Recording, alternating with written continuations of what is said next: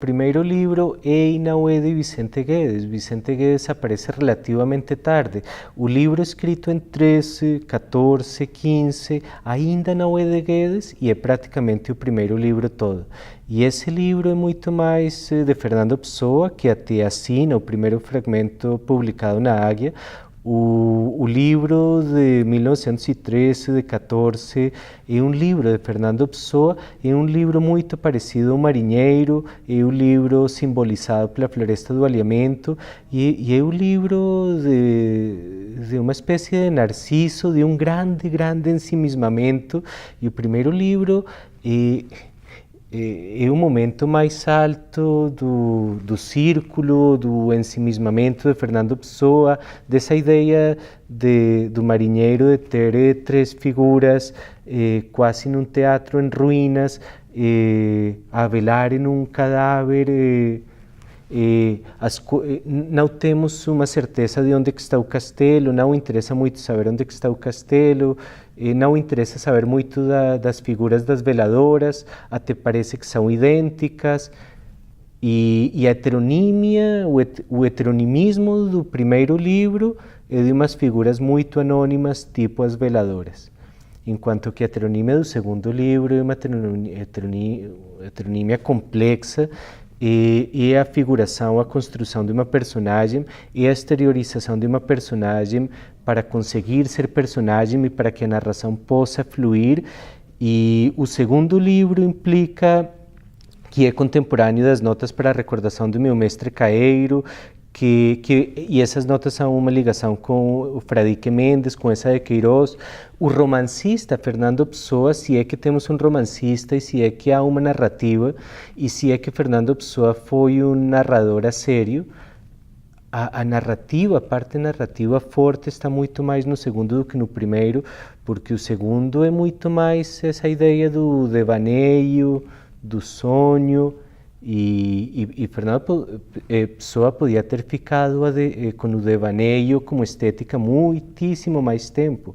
O segundo livro ainda é devaneio, mas é um devaneio que sabemos que está a decorrer em lugares concretos, com nomes concretos, e essas são coisas que simplesmente não tínhamos. Quando no livro do Sossego diz: Lisboa, meu lar, este é o endereço-chave, eu pertenço a Lisboa, eu sou de Lisboa, eu vesti as ruas de Lisboa. Isso é tardio, depende da criação de Bernardo Soares, depende do descobrimento poético da cidade de Lisboa e depende de teres conjurado esse narciso e o ensimismamento da primeira parte. Eduardo Lourenço fala do livro do Sossego e diz que Fernando Pessoa parece um narciso cego. O narciso cego é uma das figuras que o próprio Fernando Pessoa utiliza para falar do livro do Sossego.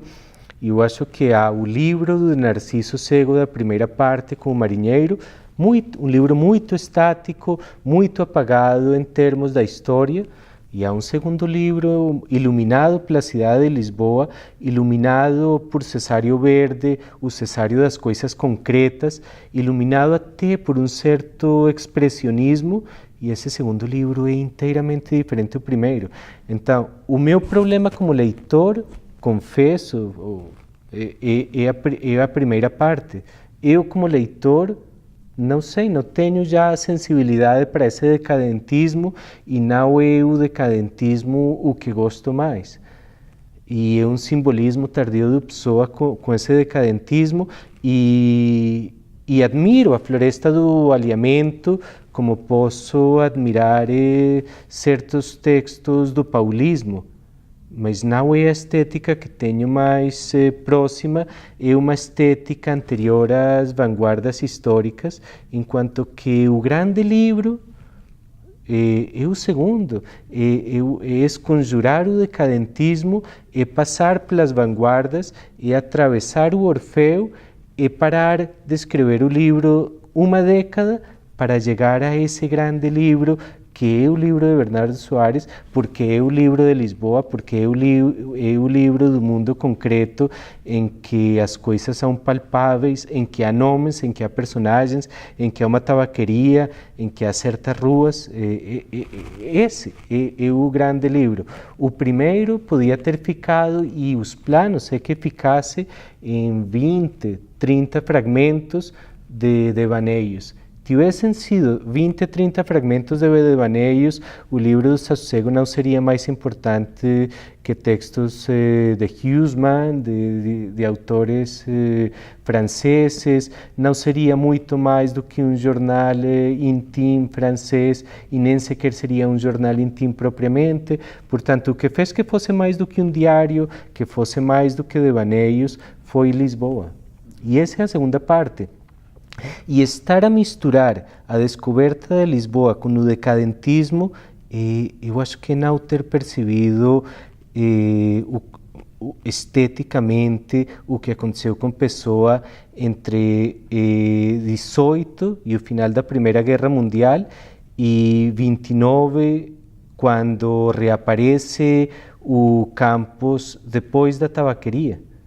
E só o autor que escreveu Tabaqueria é capaz de reinventar, reescrever e reconstruir o livro Desassossego para deixar uma obra que hoje é considerada uma obra da literatura universal e especialmente por alguns dos fragmentos luminosos sobre Lisboa. Nós temos a ideia de que o livro Desassossego é um retrato de Lisboa.